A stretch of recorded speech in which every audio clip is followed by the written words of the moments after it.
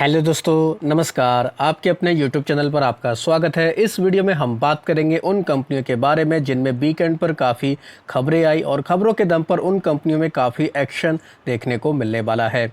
ASM का जो circular आया था वो भी दोस्तों कल से ही लागू होगा। कई सारी कंपनियों में कॉर्पोरेट एक्शन है। तो वीडियो शुरू करने से पहले कहना चाहूँगा, अगर किसी ने चैनल पर फर्स्ट टाइम विजिट किया है तो चैनल को सब्सक्राइब कर लें और बेल आइकन को ज़रूर दबा लें।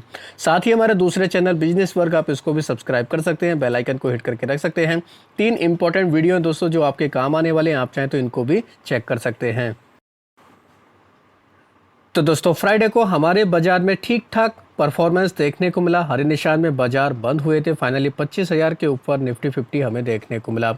हालांकि वीकेंड पर कई कुछ बड़े इवेंट भी देखने को मिले थे। खासतौर पर डोनाल्ड ट्रंप की तरफ से जो बयान देखने को मिला था, टैरिफ को लेकर भारत के साथ बातचीत चल रही है, उसके बाद केंद्रीय मंत्री पीयूष गोयल की तरफ से भी बयान देखने को मिला था। तो इस वजह से हमारे बाजार हरे निशान में बंद हुए थे। लेकिन इस हफ्ते भी कुछ बड़े इवेंट देखने को मिलने वाले जो कहीं ना कहीं बाजार को काफ़ी ज़्यादा अफेक्टिव कर सकते हैं। जिनमें अगर देखा जाए दोस्तों तो कुछ इंपॉर्टेंट चीज़ें तो ऐसी हैं जिनका डायरेक्टली और इनडायरेक्टली बाजार के ऊपर असर देखने को मिल जाएगा। सबसे पहला ये कि ट्रंप की तरफ से जो कहा गया है कि नाटो को कि वो क्या करेंगे कि रसिया से जो ऑयल है ख़रीदा जा रहा है उस पर दोस्तों एक तरीके से रोक लगाएं। दूसरा, इंडिया और यूएस के साथ में जो बातचीत चल रही है वो फाइनली स्टेज में है। कह सकते हैं कि नवंबर में दोस्तों ये हम लोग को कहीं ना कहीं इसको लेकर पॉजिटिव खबर आते हुए देखने को मिलेगी। साथ ही इंडिया और यूरोप के साथ में जो यूरोपियन यूनियन के साथ में जो फ्री ट्रेड एग्रीमेंट यानी कि एफटीए होने वाला, ये भी कहीं ना कहीं दोस्तों कंक्लूजन इसका भी मिल सकता है। सबसे इम्पोर्टेंट पॉइंट क्या दोस्तों, यूएस का फेड का एफओएमसी की मीटिंग हमें 16 से 17 सितंबर को देखने को मिलेगी। इंटरेस्ट रेट कट होने की काफ़ी ज़्यादा संभावनाएं हैं। अभी तक तो दोस्तों ज़्यादातर देखा जाए 25 बेसिस पॉइंट के आधार पर रेट कट का अनुमान लगाया जा रहा है। लेकिन कुछ का कहना है कि अगर ये 50 बेसिस पॉइंट पर होता है तो दोस्तों बाजारों के लिए काफ़ी शानदार न्यूज़ हो सकती है। साथ ही इंडिया का जो सीपीआई का इन्फ्लेशन का डेटा आया 2.07% रहा है। हालांकि जुलाई के मंथ की तुलना में देखें तो बढ़कर आया, लेकिन अनुमान के मुताबिक देखें तो अनुमान से भी काफ़ी कह सकते हैं ठीक ठाक है। 2.1 के आसपास का अनुमान था और 2.07 ये आया है। तो ये कुछ खबरें हैं जिसकी वजह से डायरेक्टली इनडायरेक्टली बाजार के ऊपर सबसे ज़्यादा असर देखने को मिलेगा।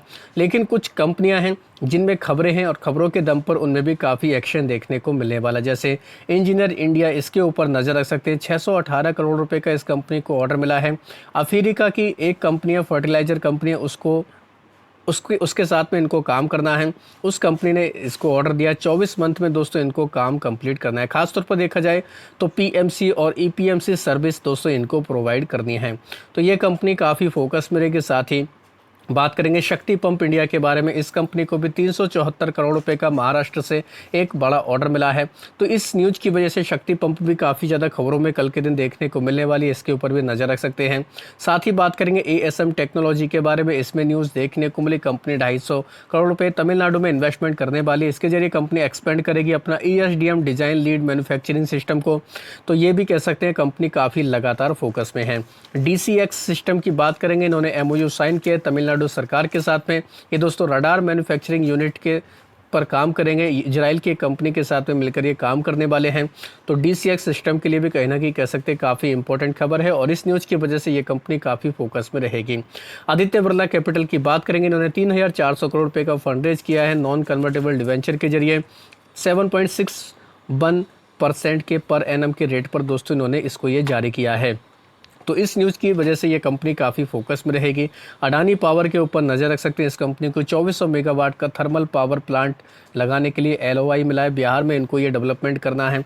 तो इस न्यूज़ की वजह से ये कंपनी भी काफ़ी ज़्यादा फोकस में देखने को मिलेगी। साथ ही बात करेंगे दोस्तों एक और कंपनी के बारे में, डॉक्टर रेड्डी के बारे में। यूएस का जो एफडीए है उन्होंने 5 आपत्तियां जारी की हैं इनका, यानी कि डॉक्टर रेड्डी का बायोलॉजिक्स मैन्युफैक्चरिंग फैसिलिटी थी हैदराबाद में, उस पर जांच हुई थी। उसके बाद इन्होंने 5 आपत्तियां जारी की हैं।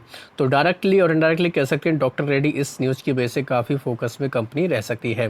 रेलटेल कॉरपोरेशन की बात करेंगे, इस कंपनी को कई सारे ऑर्डर मिले हैं बिहार एजुकेशन प्रोजेक्ट काउंसिल की तरफ से। 600 करोड़ रुपये तक के ऑर्डर हैं।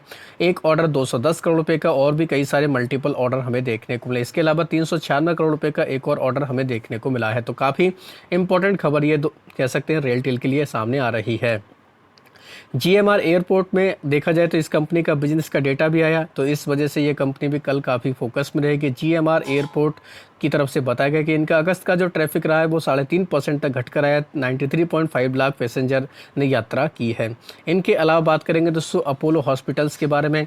आईएफसी होल्डिंग में दोस्तों ये एक तरीके से 1250 करोड़ रुपये में हिस्सेदारी खरीदने वाले 31% तक की हिस्सेदारी ले रहे हैं।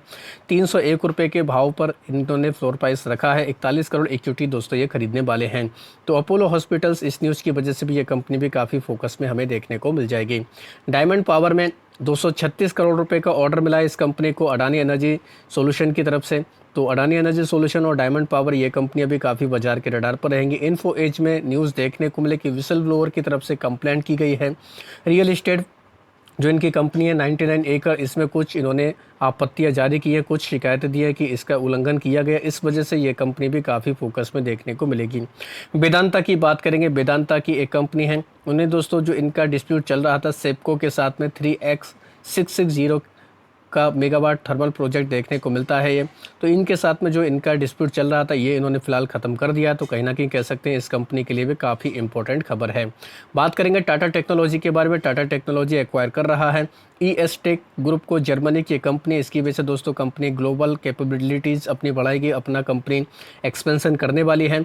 लगभग 750 करोड़ रुपये में दोस्तों ये डील देखने को मिलने वाले। तो इसकी वजह से कह सकते हैं टाटा टेक्नोलॉजी की काफ़ी ज़्यादा स्ट्रेंथ बढ़ेगी। खासतौर पर देखा जाए ADAS, connected driving, digital engineering और OEM और R&D में कंपनी काफ़ी ज़्यादा अपनी स्ट्रेंथ इंक्रीज कर रही है।